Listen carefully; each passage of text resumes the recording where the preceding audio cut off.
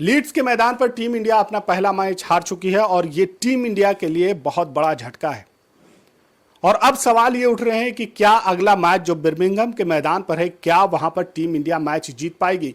तो हम यहां पर डिटेल में बारीकी से एक एक चीजों पर बात करेंगे कि इस मैदान पर इंग्लैंड की क्या परफॉर्मेंस रही है, टीम इंडिया की क्या परफॉर्मेंस रही है, टीम इंडिया ने कितने मैचेस जीते हैं, कितने हारे हैं, इंग्लैंड ने कितने मैचेस जीते हैं और कितने मैचेस हारे हैं। तो इस ग्राउंड की अगर बात करें तो 1902 से अब तक इस ग्राउंड पर इंग्लैंड ने 56 मैचेस खेले हैं, जिसमें से 30 मैचों में उसे जीत मिली है, 15 मैच वो ड्रॉ करने में कामयाब रही है, जबकि 11 मैच में उसे हार का सामना करना पड़ा है। और इन 11 मैचेस में से ऑस्ट्रेलिया ने उसे 5 मरतबा हराया है, वेस्ट इंडीज ने 4 मरतबा और साउथ अफ्रीका और न्यूजीलैंड एक एक मरतबा हराने में कामयाब रही है। यानी कि इस ग्राउंड पर इंग्लैंड की पकड़ बहुत ही मजबूत है और इस ग्राउंड पर इंग्लैंड को हराना अपने आप में काफी मुश्किल है। टीम इंडिया की अगर बात करें तो 1967 से अब तक यानी कि 58 ईयर का जो ये पूरा पीरियड रहा है, इस पीरियड में इंग्लैंड और इंडिया 8 मरतबा आमने सामने हुए हैं और इन 8 में से 7 मरतबा इंग्लैंड को जीत मिली है, जबकि 1 मरतबा मैच ड्रॉ हुआ है। यानी कि इस मैदान पर टीम इंडिया अभी तक एक भी मैच नहीं जीत सकी है। नए हेड कोच और नए कैप्टन के रिकॉर्ड भी आपको यहां पर बता देना चाहता हूं। 2011 में गौतम गंभीर ने यहां पर 2 पारी खेली। पहली पारी में गौतम गंभीर 38 रन बनाते हैं और दूसरी पारी में 14 रन बनाते हैं, यानी कि 2 पारियों में कुल 52 रन बना पाते हैं। और यही वो मैच था जिस मैच में टीम इंडिया को इनिंग के साथ 242 रनों की हार का सामना करना पड़ा था। गौतम गंभीर की परफॉर्मेंस एक में 38 और दूसरे में 14 यानी टोटल 52 रन बनाए। इस मैच में टीम इंडिया पहली पारी में 224 रन बनाती है, जबकि दूसरी पारी में 244 रन बनाती है और 710 रन के मुकाबले टीम इंडिया 242 रनों से यह मैच हार जाती है। कैप्टन महेंद्र सिंह धोनी दोनों पारियों में 50 लगाने में कामयाब होते हैं, पहली पारी में 77 और दूसरी पारी में 71। अब आइए बात कर लेते हैं कि कैप्टन शुभमन गिल की परफॉर्मेंस इस मैदान पे क्या रही है। शुभमन गिल ने इस मैदान पर 2 पारी खेली है, 1 मैच 2 पारी, और दोनों पारियों में वो बुरी तरह से फ्लॉप रहे।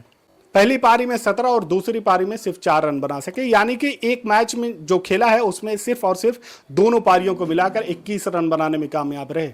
ऐसे तो इस पूरी सीरीज के कैप्टन विराट कोहली थे, लेकिन इस मैच में जसप्रीत बुमराह कैप्टनसी कर रहे थे।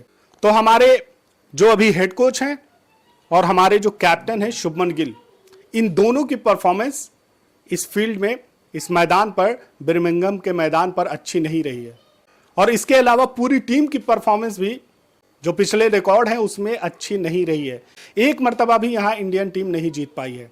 और इंग्लैंड के अगर पूरे रिकॉर्ड की बात करें तो इंग्लैंड यहां पर काफी मजबूत है। यहां पर रन भी बनते हैं और विकेटें भी गिरती हैं, लेकिन रन बनाने के मामले में भी इंग्लैंड इंडिया से आगे है और विकेटें लेने के मामले में भी इस मैदान पर इंग्लैंड इंडिया से बहुत आगे है। लेकिन जिस तरह से टीम इंडिया लीड्स के मैदान पर शानदार प्रदर्शन करने के बावजूद भी मैच 5 विकेट से हार जाती है।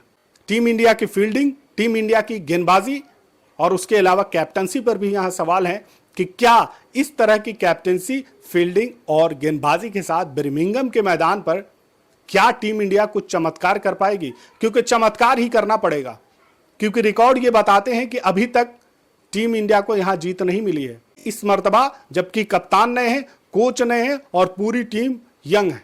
तो ऐसे में क्या ये यंग खिलाड़ी वहां पर चमत्कार कर पाएंगे। इस मैदान पर टीम इंडिया की अभी तक की 16 इनिंग में सिर्फ 1 मरतबा टीम इंडिया 300 का स्कोर क्रॉस करने में कामयाब हुई है और टीम इंडिया का लोएस्ट यहां पर 92 है।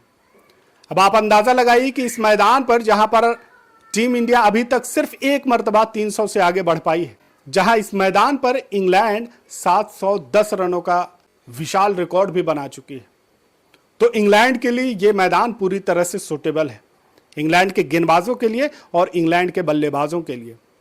हकीकत यही है कि रिकॉर्ड टीम इंडिया के फेवर में नहीं है।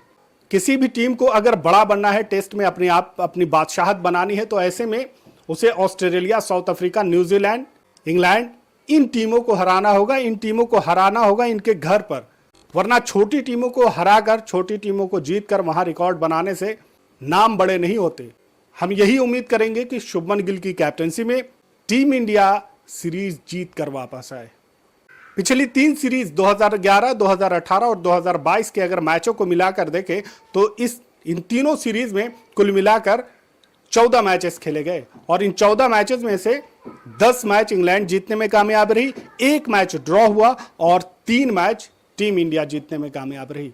तो यहां पर भी टीम इंडिया की परफॉर्मेंस पिछले 3 सीरीज में वो भी अच्छी नहीं रही। अब चाहे बर्मिंघम के ग्राउंड की बात करें या फिर इस पूरी सीरीज की बात करें, टीम इंडिया के लिए ये रिकॉर्ड अच्छे नहीं है। अब यहां पर सिर्फ और सिर्फ चमत्कार करना पड़ेगा और हमें उम्मीद है कि ये यंग टीम पलटवार करेगी। शुभमन गिल शानदार कैप्टनसी करेंगे और जिस तरह से ऋषभ पंत, केएल राहुल ने बल्लेबाजी की है वो बल्लेबाजी एक मर्तबा फिर से देखने को मिलेगी। लेकिन हमारे 4 बल्लेबाज खेल रहे हैं, 2 बल्लेबाज इस पूरे मैच में फ्लॉप रहे, साई सुदर्शन और करुण नायर। करुण नायर की अगर परफॉर्मेंस की बात करें तो करुण नायर ने अभी तक 394 रन बनाने में कामयाब रहे हैं। 7 मैचेस, 9 पारी, 394 रन।